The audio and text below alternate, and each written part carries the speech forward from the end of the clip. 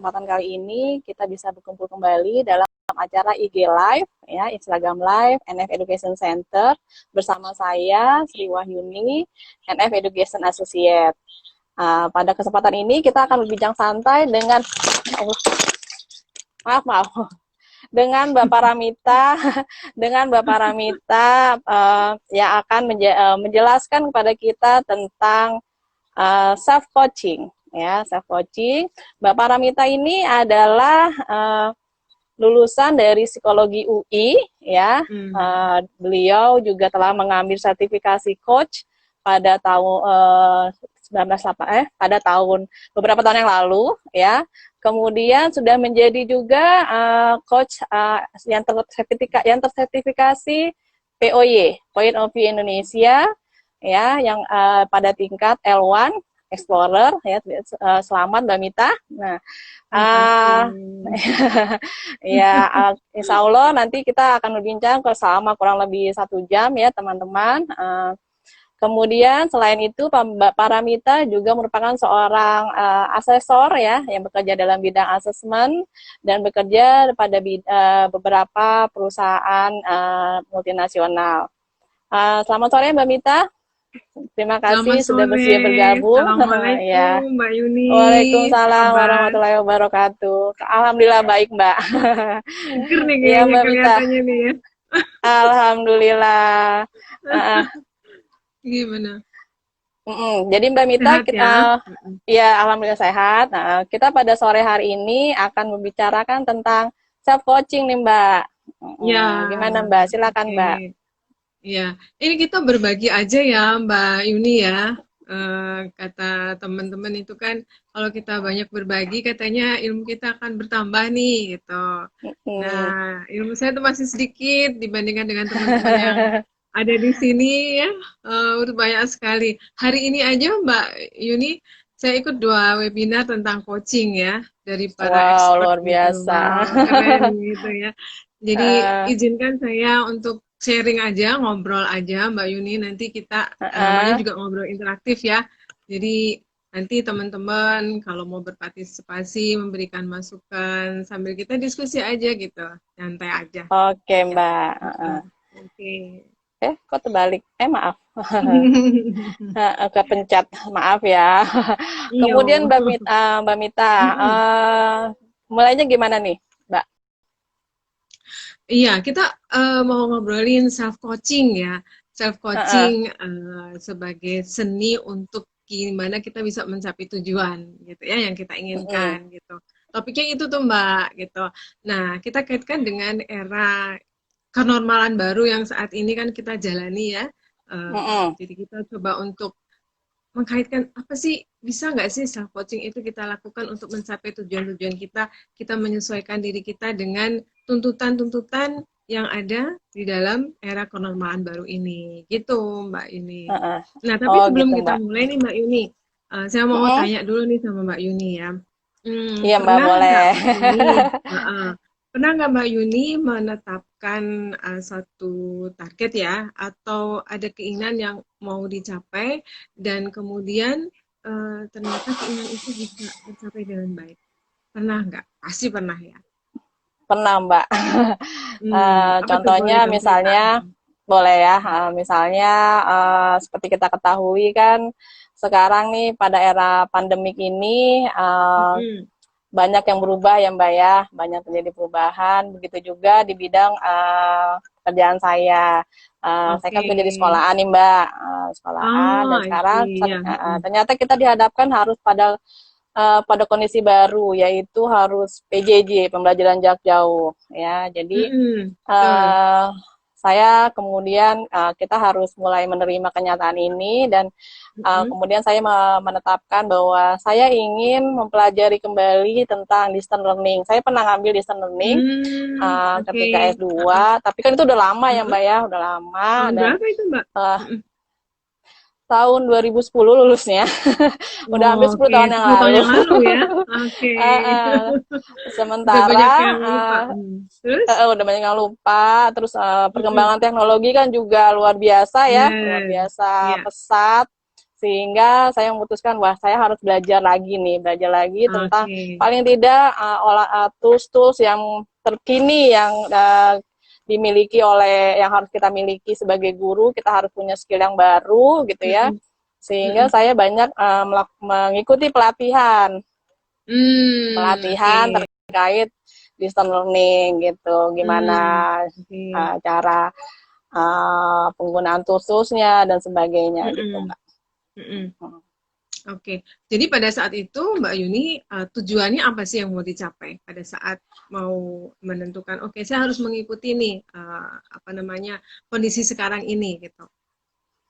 Tujuannya harus punya ilmu terkini, punya update Update ya, terkait update ilmu. pembelajaran Oke. jarak jauh, jangan Mm, sampai kita tertinggal gitu, karena pembelajaran jarak jauh dengan face to face itu kan sangat berbeda ya, sangat Oke. beda beda sekali karakteristiknya gitu. Jadi Mm, saya wah ini harus update lagi gitu, harus belajar lagi gimana Oke. pembelajaran jarak jauh yang sekarang ini harus dilakukan gitu Mbak.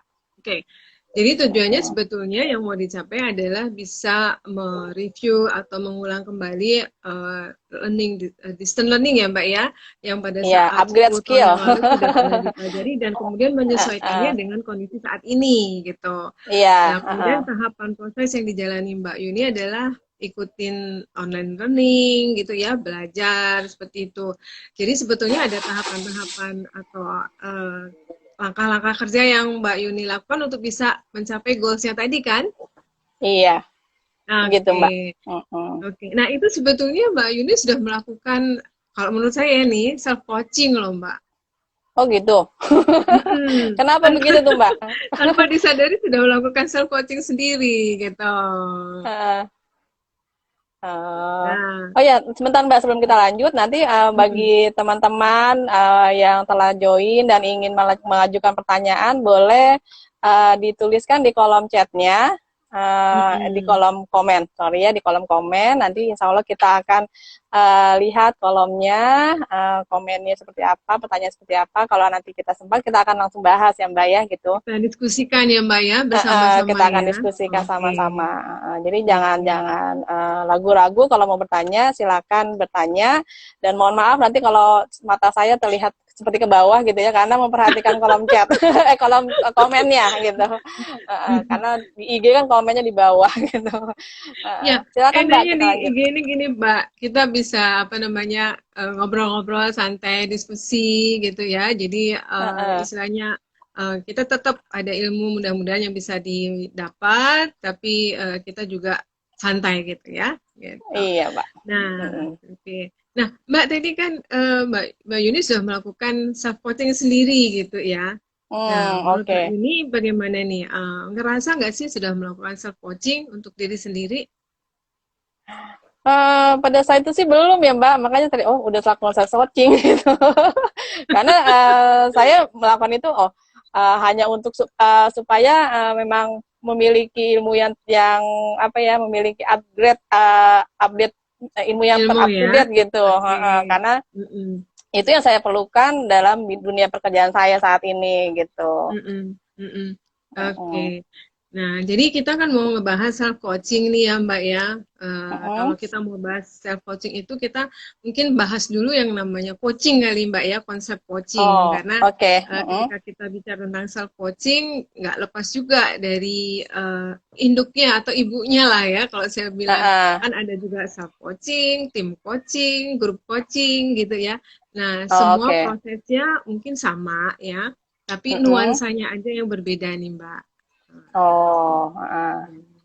Nah, kalau kita bicara tentang coaching, biasanya kalau kita bicara tentang sesuatu konsep kan kita harus merujuk atau merefer pada sebuah teori gitu ya. Nah, Mm-mm. saya ambil definisi dari ICF, International Coach Mm-mm. Federation. Sebenarnya coaching itu adalah proses kemitraan nih Mbak, antara Oh, I see. seorang coach ya, jadi yang melakukan Mm-mm. coaching dengan Mm-mm. seorang coachee. Coachee itu yang Oh, yang di oke. coach ya, yang Mm-mm. mendapatkan coachingnya gitu.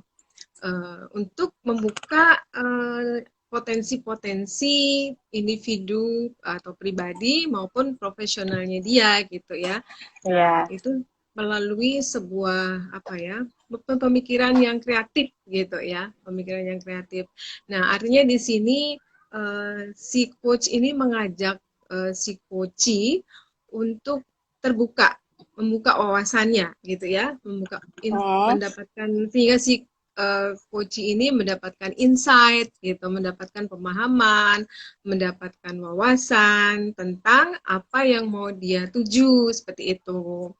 Nah, jadi kalau kita bicara tentang coaching itu biasanya kita bicara tentang ke depan, Mbak. Kita bergerak ke depan, melangkah gitu ya.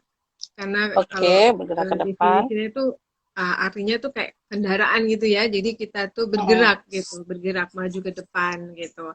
Sehingga dari proses yang ada saat ini, ke depan apa sih yang mau dicapai atau apa yang mau diharapkan atau apa yang mau dirubah seperti itu. Mohon maaf.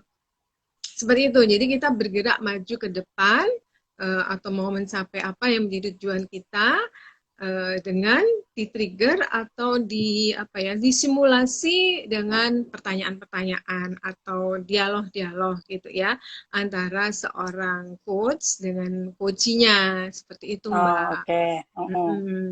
Nah, kalau coaching itu kan berarti dua orang ya, antara coach dengan si coachinya gitu. Nah, kalau self coaching berarti kan self diri, berarti kita berdialog dengan diri kita, seperti itu ya. Kita berdialog, tapi semacam apa ya, semacam self talk gitu. Tapi nggak cuma sekedar ngobrol-ngobrol aja kayak kita ngomong di depan cermin atau misalnya seperti apa itu, tidak, tapi ada kerangka ya atau ada framework yang nanti mendasari pemikiran-pemikiran kita itu supaya terbuka gitu.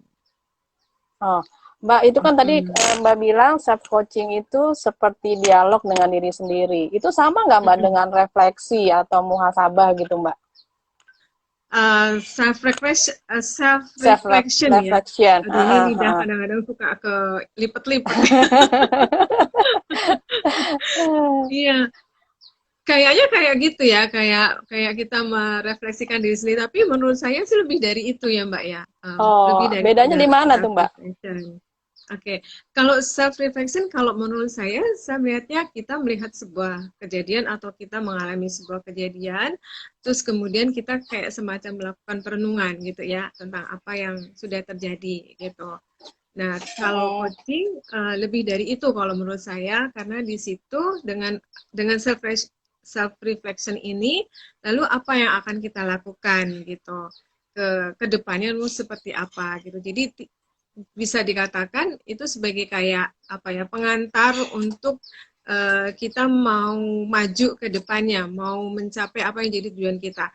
Kalau misalnya gini, kita dengan kondisi pandemik seperti ini ya, dengan kondisi pandemik seperti ini, kita kan merefleksikan apa sih kita belajar apa dari proses selama 2 atau 3 bulan ini, masa-masa kita misalnya work from home, buat teman-teman yang kerja di kantor ya, apa yang kita dapat, apa yang kita alami, seperti itu.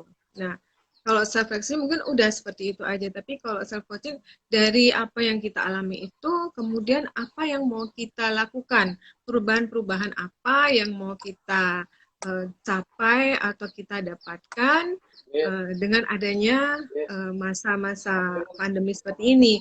Apakah kita harus menyesuaikan diri kah dengan kondisi-kondisi yang baru seperti itu.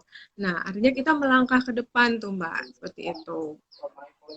Jadi ada kuncinya, harus ada karakteristik melangkah ke depan ya, Mbak ya. Jadi maju ke depan. Boleh nggak kalau kita misalnya lebih banyak melihat ke belakang, Mbak? Saya tuh begini kemarin gitu. Gitu gimana, Mbak? Jadi kayak kita melihat masa lalu kita seperti itu ya. Nah, kalau dalam melakukan self coaching itu boleh nggak? Menjadi cermin aja, menjadi cermin, menjadi semacam apa ya? Ya itu tadi reflection, apa yang mungkin sudah kita lakukan di masa lalu itu, ada nggak kita mencapai keberhasilan seperti itu. Nah, karena di dalam kita kalau misalnya bicara tentang self coaching, kita bicara konsep coaching dulu ya, Mbak ya. Karena kalau konsep coaching itu kita ada beberapa tahapan-tahapan yang harus kita lakukan juga supaya itu tadi membantu seorang coach itu terbuka wawasannya atau insight-nya seperti itu. Nah, sebetulnya kalau di dalam proses coaching sendiri itu kan kalau misalnya dilakukan oleh seorang profesional coach gitu ya, itu kan memang seorang profesional coach itu harus memiliki kompetensi tuh Mbak. Gitu. Oh, Jadi apa aja tuh Mbak? kompetensi. Nah, banyak itu kalau dari ICF itu ada 11 gitu ya. Wow. Ada Kayaknya nggak 11. usah 11-11-nya kalau untuk self coaching ya Mbak ya. Ini kalau 11-11 kita bahas nanti bisa 2-3 jam nanti ya. Oke. Nah, kompetensi itu diperlukan supaya tujuan yang mau dicapai itu bisa terlaksana dan si professional coach ini bisa memahami kaidah-kaidah atau tahapan-tahapan yang harus dilakukan dan kode-kode etiknya seperti apa. Karena ketika kita bicara tentang coaching, kita kan berarti kayak semacam apa ya, dialog dua orang gitu ya, di mana seorang coach itu nanti kan akan menyampaikan apa pemikirannya, perasaannya, hal-hal yang sifatnya kan mungkin konfidensial. Jadi seorang coach juga harus menjaga aspek-aspek integritasnya, kerahasiaannya seperti itu. Dan dia juga tidak boleh melakukan judgement seperti itu, melakukan penilaian. Nah, kalau di dalam demikian pula di dalam self coaching ya, self coaching. Cuman karena dia hanya berdialog dengan diri sendiri, mungkin integritas dan sebagainya adalah pada diri sendirinya gitu. Jadi dari 11 kompetensi itu, kalau menurut saya sih ada 3 nih Mbak yang bisa kita hadirkan ya dalam proses kita melakukan coaching dengan diri kita sendiri gitu. Mau tahu nggak Mbak? Apa aja tuh Mbak? Nah, ada 3 nih ya yang mau kita bahas untuk kita bisa melakukan self coaching ya. Nah, artinya gini, ketika kita melakukan coaching itu sebetulnya harus ada semacam apa ya, kehadiran kita secara utuh atau presence gitu ya kalau di dalam apa namanya kompetensinya present. Kalau di dalam coaching itu kan kita hadir seutuhnya gitu. Jadi dengan si coach itu kita itu benar-benar ada gitu ya secara fisik maupun secara psikologis gitu. Jadi jangan mikir aduh nih mikirin anak lah, mikirin suami atau mikirin kerjaan yang lain gitu ya ketika kita berhadapan dengan seorang coachnya seperti itu, present hadir gitu. Jadi present yang pertama. Nah, jadi kalau misalnya self coaching berarti ya kita secara fisik, secara emosional gitu ya, secara psikologis itu kita hadir. Jadi ketika kita misalnya sedang membuat sebuah goals atau kita membuat sebuah apa ya rencana aksi dan sebagainya, ya sebaiknya memang benar-benar dalam kondisi yang siap gitu ya. Jangan misalnya lagi masak gitu ya, saya mau bikin goals ya. Kalau misalnya bisa sih bisa aja gitu, cuman kan nggak present kalau menurut saya. Perhatiannya jadi pecah seperti itu. Nah, jadi nggak boleh sambil nyambi ya Mbak ya? Nggak boleh sambil nyambi gitu. Oke. Nah, yang kedua Mbak? Nah, yang kedua itu kita coba mendengarkan secara aktif atau active listening seperti itu. Nah, active listening itu kalau dalam bahasa Indonesia kan mendengarkan secara aktif ya Mbak. Cuman kan kalau dalam bahasa Inggris itu ada yang namanya hearing sama listening gitu ya. Beda artinya gitu. Sama sih artinya, mohon maaf. Cuman mungkin pemaknaannya yang berbeda gitu. Jadi kita benar-benar fokus pada apa yang disampaikan oleh seorang coachee gitu.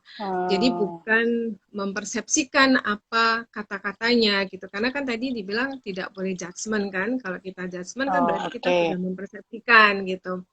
Demikian pula ketika kita melakukan self coaching, berarti kita harus benar-benar memperhatikan reaksi-reaksi tubuh kita mungkin ya. Apakah ketika kita membuat rencana nih, make sense gak sih, rasional gak sih, gimana kira-kira penerimaan diri saya gitu ya. Katakanlah misalnya nih Mbak, mau nurunin berat badan nih. Ini ada nih yang di sini katanya mau nurunin berat badan nih. Saya juga mau Mbak. Ini ada temen saya di sini katanya mau nurunin berat badan nih gitu. Nah, dia bikin misalnya rencana aksinya nih, rencana aksinya itu katakanlah misalnya mau lari 1 hari 1 jam gitu. tetapi ternyata selama ini dia belum pernah melakukan olahraga yang rutin gitu. Nah, dengarkan dulu suara-suara badan kita gitu ya. Bisa nggak badan kita menerima kondisi itu misalnya. Mungkin kita bisa kurangi katakanlah 15 menit dulu dalam satu harinya seperti itu. Nanti meningkat. Kita lihat reaksi-reaksi kita seperti apa gitu. Itu kalau kita dalam self coaching, jadi kita mengenali apa sih yang ada atau yang kita rasakan seperti itu. Karena kan kita berdialognya dengan diri kita sendiri. Nyaman nggak kita kalau misalnya kita melakukan rencana aksi itu seperti itu, Mbak. Oke. Terima kasih Mbak. Jadi ada 3, present, active satu lagi listening, ya, sama Nah, satu lagi itu kalau di dalam coaching itu ada yang namanya powerful question gitu. Jadi kalau tadi kan dibilang bahwa coaching itu kan terjadi sebuah dialog ya, atau percakapan-percakapan antara coach dan coachinya seperti itu. Nah, di sini peran seorang coach untuk mengajukan pertanyaan-pertanyaan yang menggugah, yang memotivasi, yang membuat dia itu mendapatkan aha momennya gitu ya. Kalau di dalam konsep psikologi itu ada aha momennya gitu. Jadi dia tahu, oh iya ya, dia tersadarkan seperti itu. Jadi kalau dengan self coaching kita juga harus mempertanyakan kepada diri kita sendiri pertanyaan-pertanyaan apa sih yang membuat kita itu kayak apa ya, Mbak?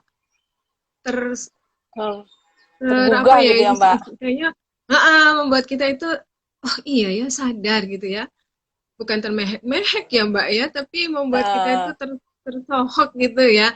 Oh iya, jadi selama ini apa yang aku lakukan itu benar atau salah, atau benar nggak sih apa yang mau aku lakukan seperti itu. Jadi powerful questions yang membuat kita itu realize atau tergugah terhadap insight-insight yang nantinya akan kita dapatkan seperti itu.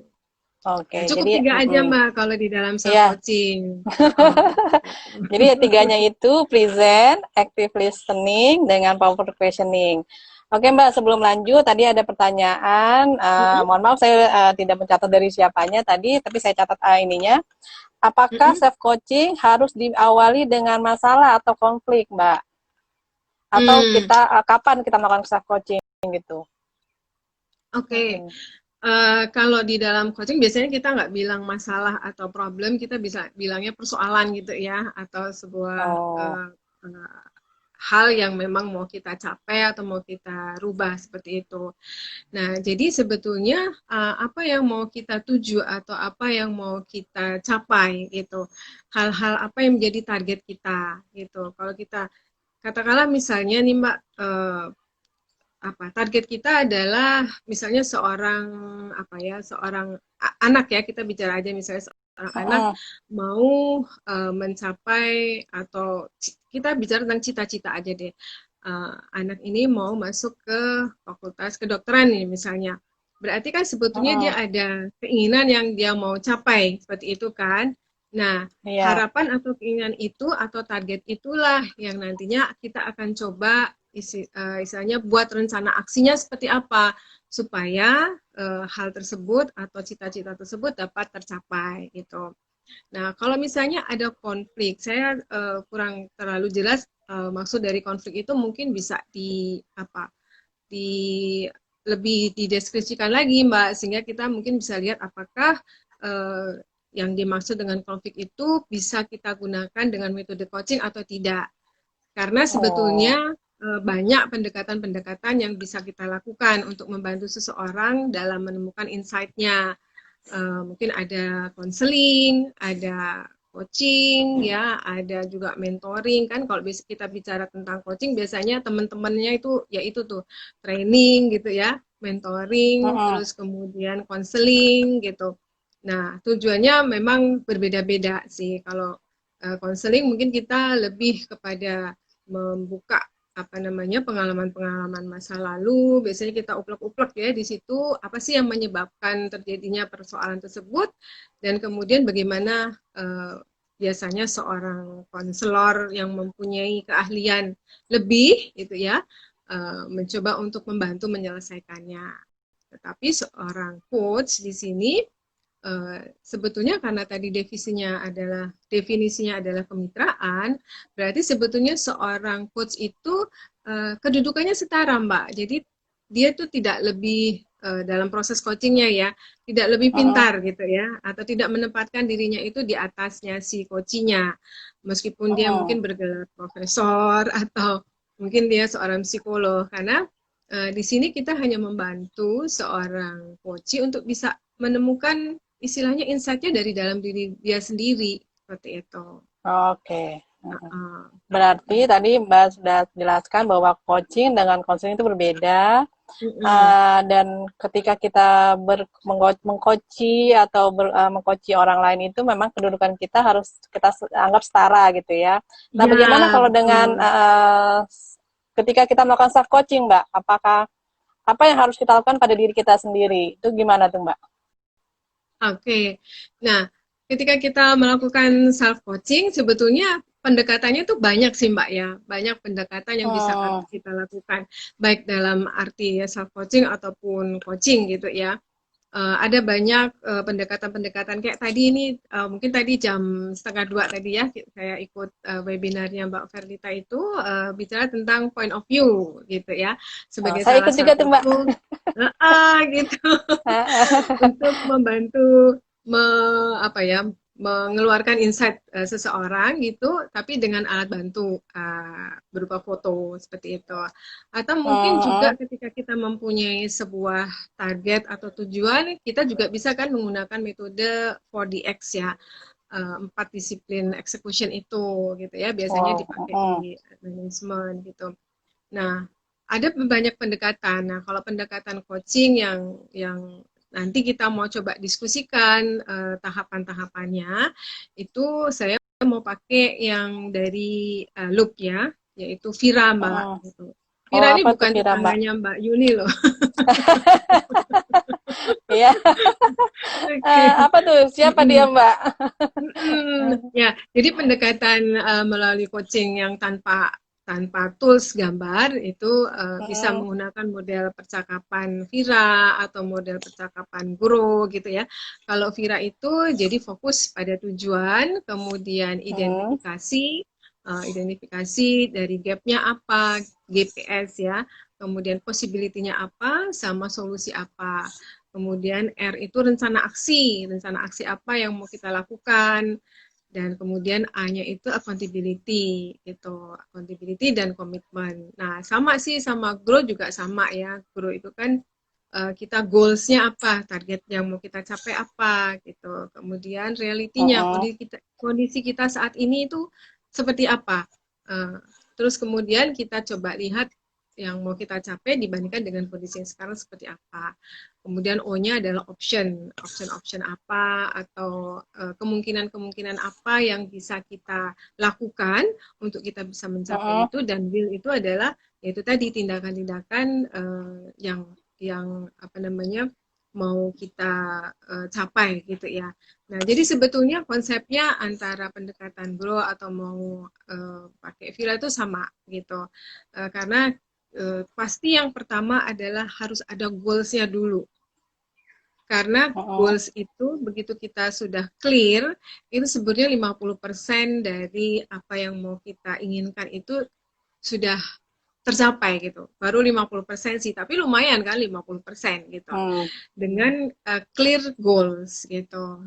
Nah, untuk bisa dapetin clear goal atau goal yang jelas itu kan ya memang harus benar-benar, kalau self coaching ya kita harus berdialog dengan diri kita sendiri ya, atau kita gunakan konsep SMART gitu ya, yang apa tuh Mbak SMART?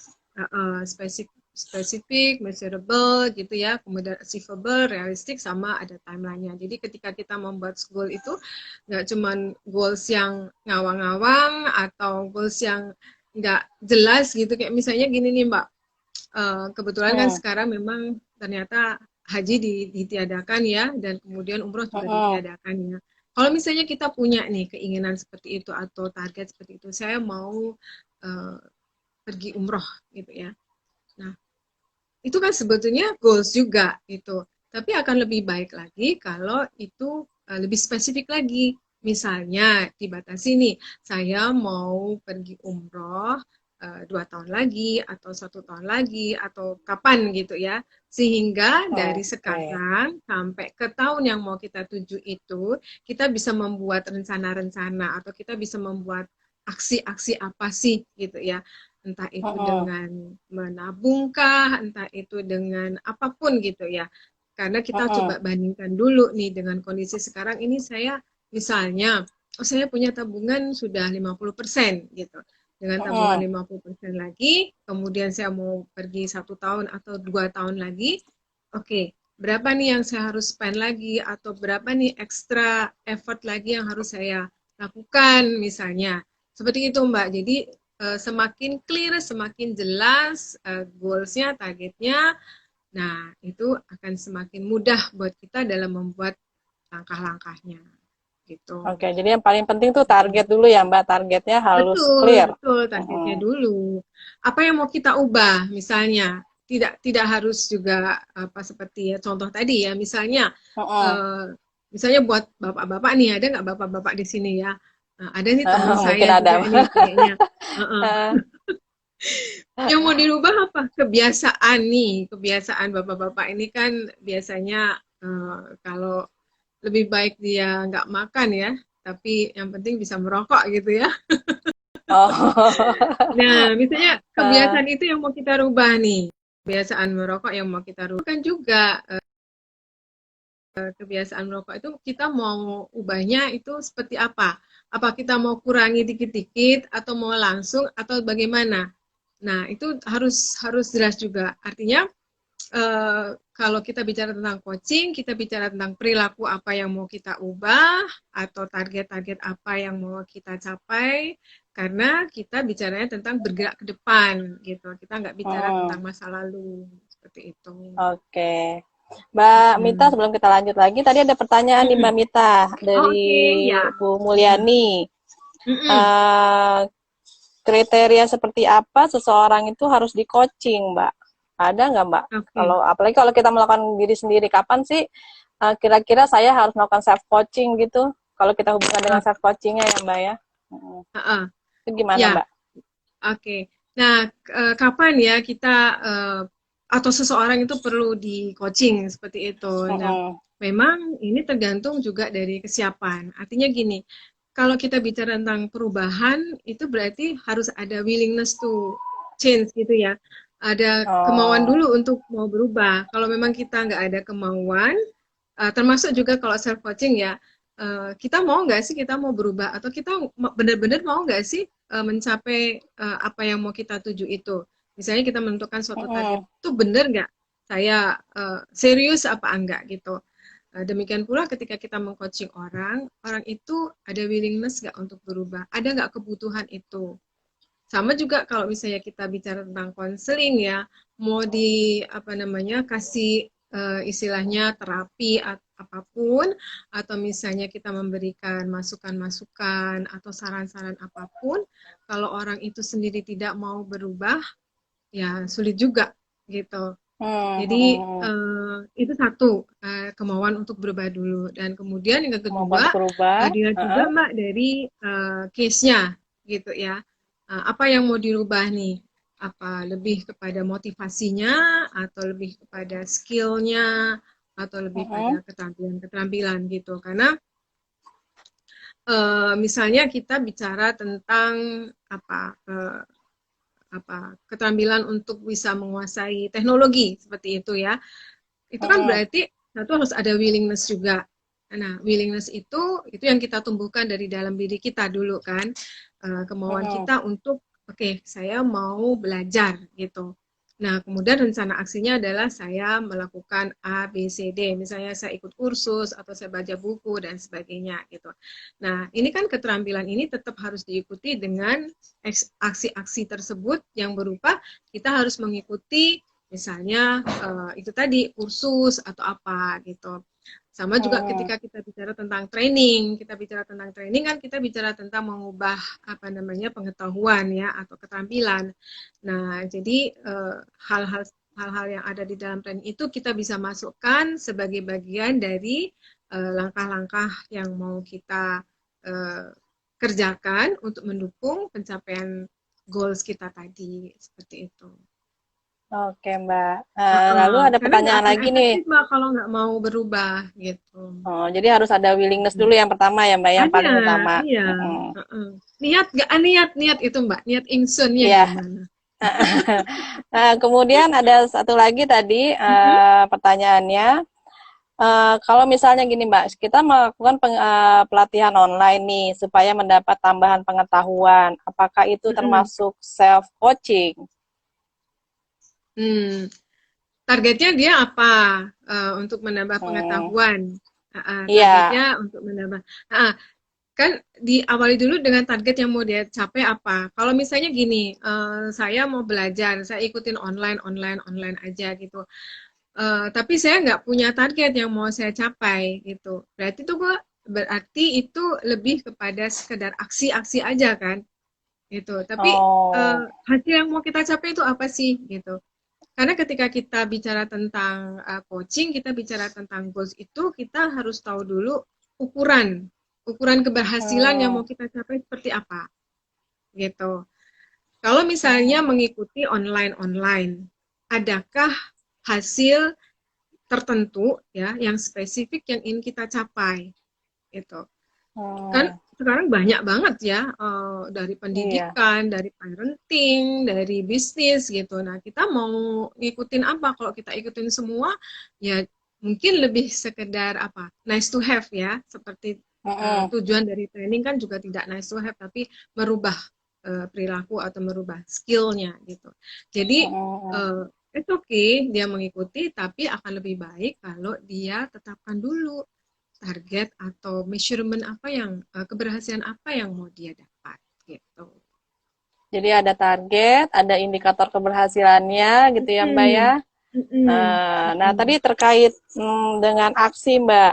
Tadi di yang Vira itu kan ada setelah rencana aksi ada accountability. Yang dimaksud dengan accountability itu apa Mbak? Oke, nah tadi Vira itu fokus pada goals ya, kemudian identifikasi dulu nih Mbak, gap. dari identifikasi dulu gapsnya apa, kondisi saya sekarang seperti apa, misalnya saya belum tahu nih gimana sih mengoperate Zoom, misalnya belum tahu nih bikin PPT gitu, tapi target saya misalnya saya mau jadi trainer gitu. Nah, ini kan harus diidentifikasi dulu nih, seorang trainer kan juga harus menguasai skill-skill seperti itu kan. Gap saya ada nggak gitu. Kemudian GPS tadi ya, possibility-nya apa, hal-hal apa yang mendukung saya untuk bisa mencapai itu, kemungkinan apa yang bisa membawa saya mencapai keberhasilan saya, dan solusinya seperti apa. Kemudian rencana aksi itu kita mau apa, kapan dilakukan, kemudian yang tadi Mbak Yuni tanya tentang accountability, itu kita bagaimana tanggung jawab kita gitu.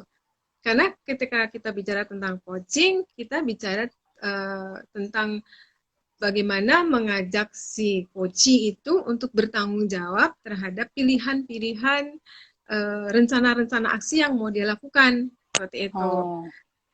Jadi akan memang diharapkan, dan ini memang pakemnya di dalam coaching, solusi-solusi itu datangnya dari si coachee sendiri gitu.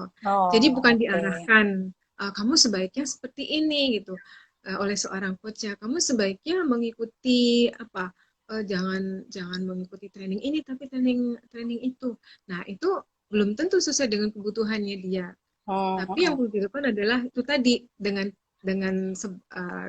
tiga prinsip tadi, mengajak dia untuk memikirkan kemungkinan-kemungkinannya apa, sehingga dia tertrigger sendiri, oh oke, ini solusi yang akan saya capai, dan kemudian saya akan bertanggung jawab untuk terhadap pilihan saya gitu. Nah, accountability ini juga termasuk komitmen Mbak, bagaimana kita berkomitmen terhadap rencana yang mau kita lakukan. Tadi udah niat gitu ya, niat gitu. Rencana aksi sudah dilakukan gitu, tapi nggak konsisten, nggak persisten kita untuk mencapainya, kadang iya, kadang enggak, Nah, kadang iya, enggak. kadang enggak gitu. Ya Itu mungkin yang susah, tercapai Mbak. tapi mungkin waktunya lebih seperti itu gitu. Oke. Oke, Iya. Mbak Mita, terima kasih. Ini ada Mm-mm. lagi nih, Mbak, mumpung Mas ini karena Mm-mm. panjang. Mm-mm. Butuh konfirmasi nih. Berarti self coaching pun terdapat penetapan goals untuk diri sendiri, kemudian powerful question ke diri sendiri, lalu mendapat insight dilanjutkan oleh actionnya ya Mbak. Jadi butuh konfirmasi. Mm-mm. Benar nggak pemahamannya Mbak? Iya, ya, jadi seperti itu betul ya. Kita Heeh. melakukan istilahnya berdialog dengan diri kita sendiri dengan menggunakan kerangka tiga tadi. Nah, tapi begini, Mbak Yuni, uh, Iya, kenapa Mbak? kenapa self coaching itu ada? Artinya premis itu kan didasari oleh anggapan diri kita sendiri gitu ya. Kita Heeh, yang tahu heeh. potensi diri kita gitu. Lu tahu apa sih Heeh. tentang gue gitu kan, kadang-kadang kita suka lihat tuh anak-anak Ah. bilang seperti itu ya gitu. Makanya sebenarnya kita bisa mengcoach diri kita sendiri, kita tahu sumber daya kita tahu kekuatan kita, tapi tidak menafikan juga bahwa kita butuh sistem support dari orang lain gitu. Nah, sistem supportnya Hmm. itu bisa misalnya kalau benar-benar kita membutuhkan bantuan dari seorang yang expert, yang profesional, kita bisa datang ke professional Hmm. coach atau kita bisa menggunakan jejaring kita, Mbak Yuni, teman Oke. atau Heeh. ya guru atau siapapun yang menurut kita bisa kita mintain feedback gitu. Jadi juga tidak sepenuhnya juga kita sendiri yang istilahnya menyelesaikan masalah kita, tapi kita bisa gunakan resources lain. Sama seperti coaching, coaching pun juga nanti akan ada siapa saja atau resources apa saja yang menurut Anda itu bisa mendukung pencapaian tujuan Anda. Apakah mungkin dari orang tua, apakah dari teman, dari referensi-referensi yang lainnya. Gitu. Mudah-mudahan bisa menjawab ya. Insya Allah Mbak. Mbak, boleh diterangkan lagi Mbak tentang contoh-contoh powerful question itu kepada diri kita sendiri yang seperti apa Mbak dan bagaimana gitu menanyakannya Mbak. Kayaknya ini Ya, kuncinya nih ini untuk kuncinya bisa ya. menguak Oke. menguak Uh-uh. keadaan diri kita sendiri. Oke. Nah, powerful question itu sebetulnya memang pertanyaan-pertanyaan yang jelas, yang tidak sebaiknya sih tidak tertutup gitu ya. Ini saya kasih Hmm. gambarnya dulu gitu. Artinya kita gunakan pertanyaan terbuka, bukan pertanyaan-pertanyaan yang tertutup. Misalnya, bisa nggak ya? Bisa nggak ya saya melakukan ini gitu. Itu sebenarnya men-challenge Hmm. juga, tapi semacam challenging yang jawabannya bisa nggak iya atau tidak seperti itu kan. Tapi kalau terbuka kan apa yang bisa saya lakukan, hal-hal apa yang bisa saya kerjakan, atau dukungan-dukungan dari siapa yang bisa saya dapatkan untuk bisa membantu saya mencapai tujuan saya, misalnya seperti itu. Hmm. Hmm. Atau pertanyaan-pertanyaan yang bukan diawali dengan kata-kata. Biasanya kan kita suka merujuk kepada apa, 5W gitu ya, W1 dan satu 5W 1H. gitu, why gitu ya, kenapa harus begini, kenapa harus begitu, tapi apa gitu. Jadi lebih lebih membuka pemikiran kita untuk, oh iya, saya harus seperti ini ya, saya harus begitu ya, seperti itu. Dan juga kadang-kadang kita suka terjebak sama ini nih Mbak, limiting belief gitu ya. Limiting belief itu hal-hal yang kita apa ya, membatasi diri kita. Misalnya, Hmm. aduh saya udah tua nih gitu, jadi kayaknya saya nggak mungkin belajar lagi, nggak bisa bisa lagi belajar. Oh. Aduh saya kayaknya udah udah penuh nih otak saya nih, jadi saya udah nggak bisa lagi nih untuk mengikuti kegiatan-kegiatan ini, atau misalnya melakukan olahraga-olahraga yang nantinya misalnya ya, kalau tadi targetnya adalah menurunkan berat badan seperti itu. Jadi itu hindari kata-kata yang membatasi atau men-challenge tapi jawabannya itu tertutup seperti itu. Oh, oke Mbak. Mm-mm. Mm-mm. Lalu Mbak, kita kan tadi self coachingnya berusaha untuk gimana sih di masa pandemi ini kita bisa melakukan self coaching yang powerful gitu, terus gimana apa hubungannya pandemi dengan self coaching gitu, apa tuh Mbak? Iya, iya. Iya. Nah, Mbak, sebenarnya kita tuh juga apa namanya hasil atau terkena dampak loh. Kita berdialog ini terkena dampak dari pandemi loh. Artinya Iya, kita emang. bisa melakukan tapi positif ya kegiatan ini ya secara online seperti ini atau mungkin webinar-webinar itu sebenarnya dampak dari pandemi. Mungkin orang tidak akan terpikir untuk melakukan webinar-webinar atau sharing session online kalau tidak ada ketentuan Pandemi ya. seperti itu atau ada pandemi ini sehingga mengubah tatanan kehidupan kita gitu ya. Nah, memang masa-masa sulit kemarin kalau dibilang dari pengumuman pemerintah kan kita sudah mau memasuki era transisi ya untuk menuju ke kenormalan baru. Nah, ada mungkin beberapa teman atau saudara yang terkena dampak ya dari pandemi itu gitu. Kan kita juga tahu dari penelitian-penelitian bahwa ada beberapa sektor usaha bisnis yang terkena dampaknya dan tentunya itu akan di kehidupan yang lain di pendidikan atau di kegiatan spiritual pun juga seperti itu. Nah, ada satu apa ya insight yang saya dapat di waktu hari apa ya Rabu kalau nggak salah apa Rabu atau Kamis ya saya nonton Mata Najwa itu ya. Nah, itu di topiknya adalah belajar dari pandemi gitu. Itu bagus sekali. Di situ dihadirkan beberapa tokoh mulai dari ekonom ya sampai ke budayawan dan apa namanya artis-artis seperti itu ya. Artinya semuanya terkena dampak semua lini kehidupan itu terkena dampak gitu. Dan insight yang saya dapat di situ adalah bahwa kita itu harus bisa menyesuaikan diri karena kita realize bahwa keadaan atau pandemi itu mengubah tatanan kehidupan kita dan kita harus menyesuaikan diri. Nah, ketika kita terdampak, apa yang perlu kita lakukan? Kita kan harus melangkah ke depan kan, nggak mungkin melangkah ke belakang ya. Iya. Berarti mundur kita ya kalau melangkah ke belakang. Kita harus melangkah ke depan gitu. Bagi teman-teman yang terdampak seperti itu, ayo gunakan self coaching untuk bisa merumuskan lagi tentang tujuan hidup atau arah kehidupan baru lagi yang mau dicapai seperti apa.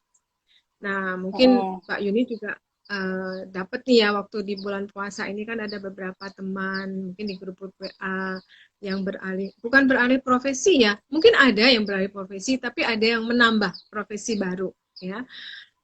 Menyalurkan bakat-bakat terpendam mereka gitu kan banyak tuh yang nawarin tuh ya ada macam-macam ya ada makanannya macam-macam dan enak-enak gitu ya kalau kita pesan sama mereka jadi ngiler.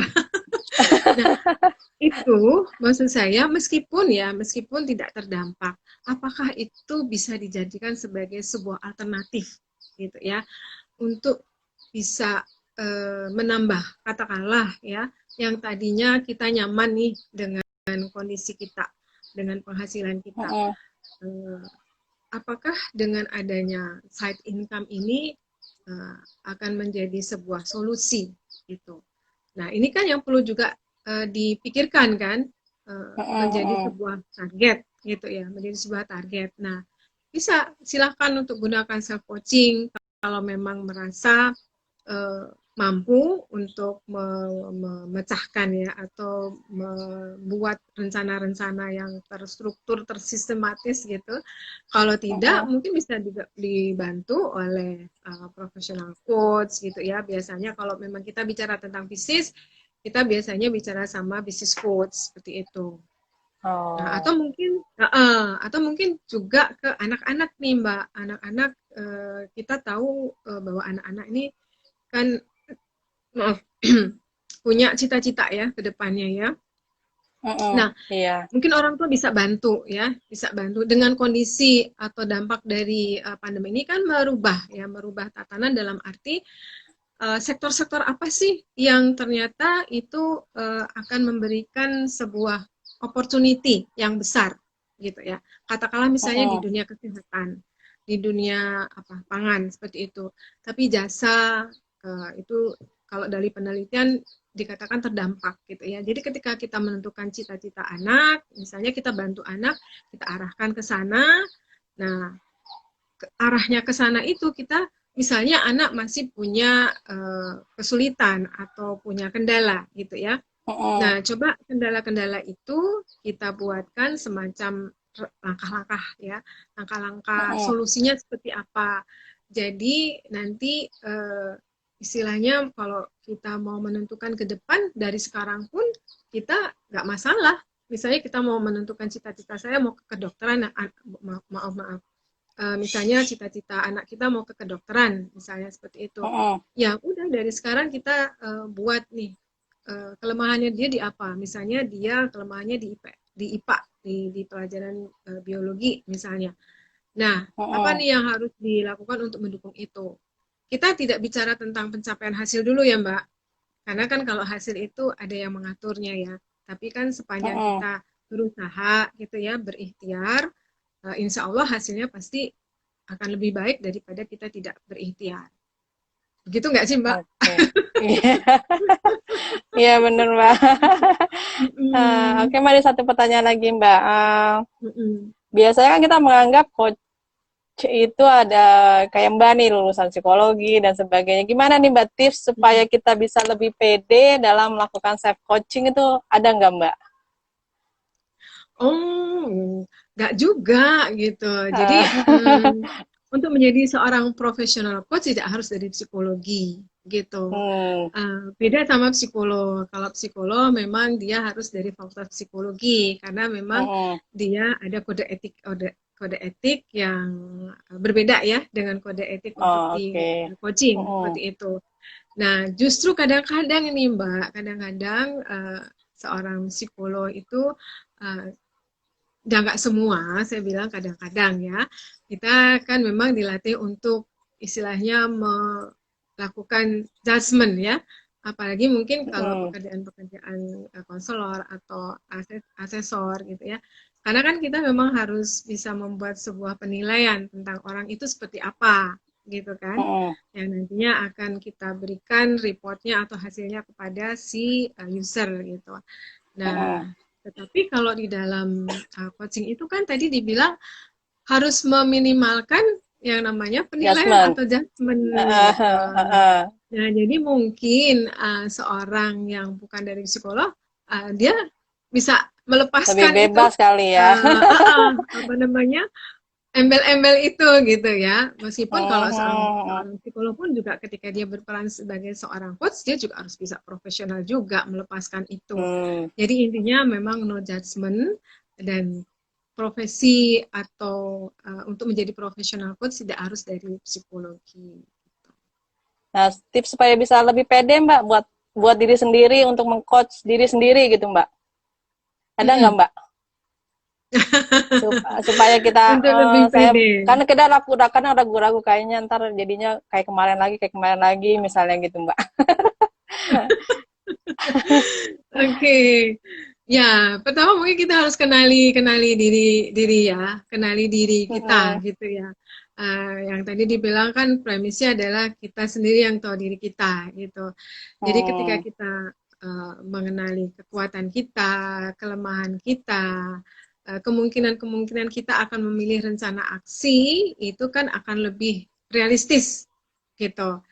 Sehingga pencapaian yang kita harapkan juga bisa mendekati sempurna atau 100% lah sesuai dengan yang kita harapkan. Gitu. Nah, gunakan juga kalau misalnya kita merasa kurang pede, itu tadi sistem supportnya tadi, gitu bisa teman, gitu ya, lebih semacam kayak brainstorming aja gitu loh, meminta masukan lah seperti itu. Oke Mbak, satu lagi nih Mbak, satu pertanyaan lagi. Punya waktu berapa lama lagi nih Mbak? Kurang lebih 5 menit. Satu pertanyaan lagi Mbak. Tadi kan ada Vira, ada Grow gitu ya Mbak. Itu ketika kita melakukan self coaching, gimana kita menentukan metode yang kita gunakan? Modelnya seperti apa gitu? Oke. Ya, sebenarnya itu tadi prosesnya ya. Proses yang kita jalani di dalam self coaching pun sama seperti kita melakukan coaching kepada orang ya atau pada coaching. Jadi identifikasi dulu kan tadi goals-nya apa, kemudian kalau kita mau bicara tentang grup berarti kita goals-nya apa, kemudian realitinya apa, kondisi kita saat ini apa, seperti itu. Kemudian option-optionnya apa, kemudian apa tadi namanya will-nya apa yang mau kita capai seperti itu. Nah, jadi sebetulnya itu bisa kita lakukan sih, Mbak. Yang penting adalah ketika kita menentukan goals itu jelas. Nah, kalau kita mau goals yang jelas tadi kan pakai prinsip SMART. Cuman mungkin kita juga bisa gunakan alat bantu. Alat bantu misalnya ada yang namanya apa namanya wheel of life gitu ya. Itu semacam apa ya? Kayak metode kita menentukan di area mana sih kita mau kembangkan atau kita mau capai gitu ya. Jadi kita buat semacam kayak namanya juga wheel gitu ya, lingkaran atau roda gitu.